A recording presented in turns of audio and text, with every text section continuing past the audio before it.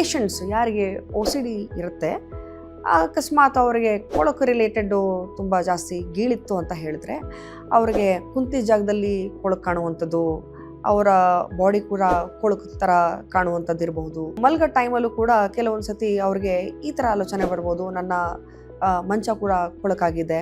So ಕೆಲವೊಂದು ಸತಿ ಏನಾಗುತ್ತೆ, ಅವರ ಕೈ ಅವರೇ ನೋಡಿಕೊಂಡ್ರೆ ಅವರಿಗೆ ಕೊಳಕು ಕಾಣುತ್ತೆ, ಬಟ್ ಅದು ಮಾತ್ರ ಅವ್ರಿಗೆ ಮಾತ್ರ ಫೀಲ್ ಆಗುತ್ತೆ, ಬಟ್ ಬೇರೆಯವ್ರಿಗೆ ಯಾವತ್ತೂ ಕೂಡ ಆ ಥರ ಅನಿಸೋದಿಲ್ಲ. ಅದಕ್ಕೆ ಏನು ಮಾಡ್ತಾರೆ, ಅವರು ಹೋಗಿ ಪದೇ ಪದೇ ಕೈ ವಾಶ್ ಮಾಡುವಂಥದ್ದು. 1-2 ಸತಿ ಕೈ ಹೋಗಿ ತೊಳ್ಕೊಂಡ್ರೆ ಅದು ಬೇರೆ ವಿಚಾರ, ಬಟ್ ಇವರು 20, 30, 40, 50 ಬಾರಿ ಕೈ ವಾಶ್ ಮಾಡುವಂಥದ್ದು ತುಂಬ ಕಾಮನ್ ಆಗಿರುತ್ತೆ.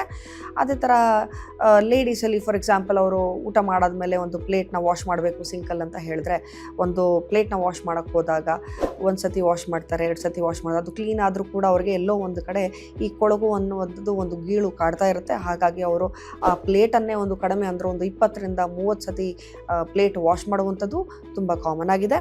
ಅದೇ ಥರ ಬಟ್ಟೆ ಕೂಡ ವಾಶ್ ಮಾಡಿದಾಗ ಈ ಬಟ್ಟೆ ಕ್ಲೀನ್ ಆಗಿಲ್ಲ, ಇದು ಇನ್ನೂ ಕೊಳಕಿದೆ, ಈ ಥರ ಆಲೋಚನೆಗಳು ಪದೇ ಪದೇ ಬಂದಾಗ ಅವರು ಬಟ್ಟೆನೂ ಕೂಡ ರಿಪೀಟೆಡ್ಲಿ ಕ್ಲೀನ್ ಮಾಡುವಂಥದ್ದು ನಾವು ತುಂಬ ಕಾಮನ್ ಆಗಿ ಕೇಳಿದ್ದೀವಿ.